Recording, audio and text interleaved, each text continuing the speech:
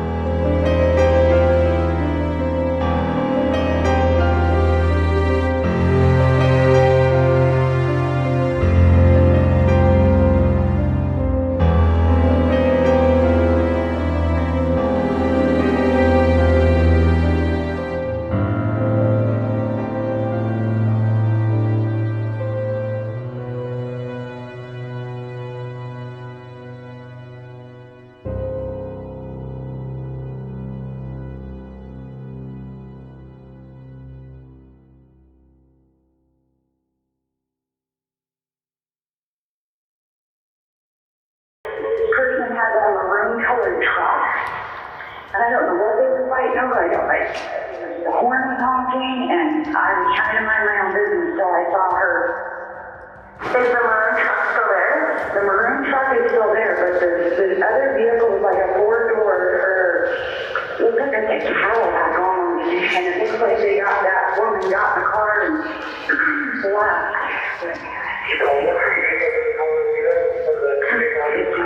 Cream or light colored off-white one and we did a Cadillac seat on it. Okay, Julie, I gotta let you go, okay? Okay, bye. She just got in a car and left. By the time police arrived, Tracy Mandabal was slumped in the driver's seat. Seatbelt still buckled. Lifeless. One stab wound. Through the chest. Through the heart. No sign of the killer. No weapon. Just silence, and a single, torn blue glove finger, swaying gently in the grass. Her final minutes had passed with no warning, no time to scream, no chance to fight back. She wasn't in the wrong place at the wrong time. She was exactly where she was supposed to be. But someone else decided her presence was unforgivable. The stage was set, the predator hidden in plain sight. And now, the town of Pella was about to become the backdrop to a love story turned tragedy, and a murder case that would shake its quiet foundations. There was no bloodbath. No chaos. Just a surgical execution. The killer had come prepared. Inside the truck, police found blood splatter, hair, and signs of a struggle. But outside? Just that tiny clue, the latex glove tip. Torn. Abandoned. A breadcrumb leading into a nightmare. There were no signs of forced entry. No broken glass. No fingerprints. Whoever did this? They didn't panic. They didn't rush. This wasn't an accident. A single wound, perfectly placed, as if guided by rage-wearing gloves. This wasn't clumsy or improvised, it was fast, cold, and controlled. Police found no fingerprints, no eyewitnesses who saw the exact moment it happened. Just the soft imprint of an emotional explosion, carried out with chilling precision.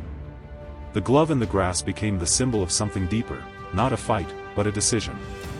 Not a loss of control, but the illusion of it. The scene screamed silent intent. Tracy Mandabal was 47. A mother. A grandmother. Full of sarcasm and warmth. Her life hadn't been perfect, but she never stopped trying. Never stopped loving. She met Nick Boat by accident, a mistaken Facebook friend request. But fate leaned in. They started talking. Then meeting. Then falling. Nick felt alive again. Tracy made him laugh, gave him peace. For once, life didn't feel like punishment. She wasn't a threat. She was a new beginning. But someone else saw her as a thief. She had lived a life full of challenges but wore her strength like armor. People who knew Tracy described her as bright, resilient, and compassionate. The kind of woman who would remember your birthday even while struggling with her own pain. She had found love unexpectedly, not by stealing it, but by simply showing up as herself. Her only crime? Falling for a man whose past wasn't quite finished with him. And for that, she would pay the ultimate price. Michelle Boat had been Nick's wife for 20 years. But the marriage had rotted from within. Nick described it as cold, loveless, empty. March 12, 2020, Nick packed his things and left. No fight. No final words. When Michelle got home, he was just gone. She marked that day on a kitchen calendar, gone. She marked the next day, gone. And the next. For 69 days. But what was she really counting down to? At first glance, it looked like heartbreak. But behind each "gone" etched into that calendar was a quiet scream. Her grief hardened, calcified into resentment. Michelle didn't just feel abandoned, she felt erased. And she couldn't accept that someone else had taken her place. In those 69 days, she didn't rebuild. She stalked. She planned. She let her heartbreak become a blueprint for revenge. And when she looked in the mirror, she didn't see the face of a scorned wife. She saw someone who deserved retribution. Michelle didn't cry. She hunted. She followed Tracy. She watched them. Security footage showed her Cadillac trailing Tracy's truck. Burger King. Laundromats. Street corners. Gardening tools. Binoculars. Gloves. This wasn't just jealousy. It was obsession. She left voicemails, too. Full of venom. Full of warning. Tell that you're sleeping with, she messed with the wrong mama. Michelle wasn't moving on. She was closing in. She became a shadow that moved through Tracy's world, invisible but always present. Binoculars weren't just accessories, they were weapons. Tools of surveillance. Michelle knew Tracy's routes, routines, even her drive-through orders. She sat in parking lots, unseen, watching her rival laugh and live. She didn't scream or confront. She studied. Calculated. And with every silent observation, she edged closer to a decision that would rewrite lives in blood. May 18th, Tracy brings dinner to Nick at work. They eat in the truck. Laugh. Kiss. She drives off. But Michelle is behind her. Watching. Security footage shows Michelle stalking her from the Burger King to Nick's job. To Glenwood Street. Where Tracy lived. Tracy parks. Michelle pounces. He's mine. You can't have him. Witnesses hear screams. A horn blares. Then, blood. Then silence. This wasn't a sudden rush of fury. It was the fulfillment of a slow-burning vow. Michelle didn't hesitate. Didn't scream. She approached with a knife and the quiet confidence of someone who had imagined this moment hundreds of times. Tracy never stood a chance. There were no words left to explain it. Only violence. The final chapter of Michelle's calendar wasn't marked in ink. It was carved into flesh. Police reach Michelle's house within 17 minutes. The Cadillac is warm. Blood on the mirror. Michelle opens the door. Towel around her head. Claims she was showering. But inside. Jeans and top spinning in the washing machine. Keys on the counter, with Tracy's hair. The glove finger. Stuffed in the toilet tank, wrapped in a towel. She says it wasn't murder. Says Tracy attacked first. Says she just snapped. But Tracy never unbuckled her seatbelt.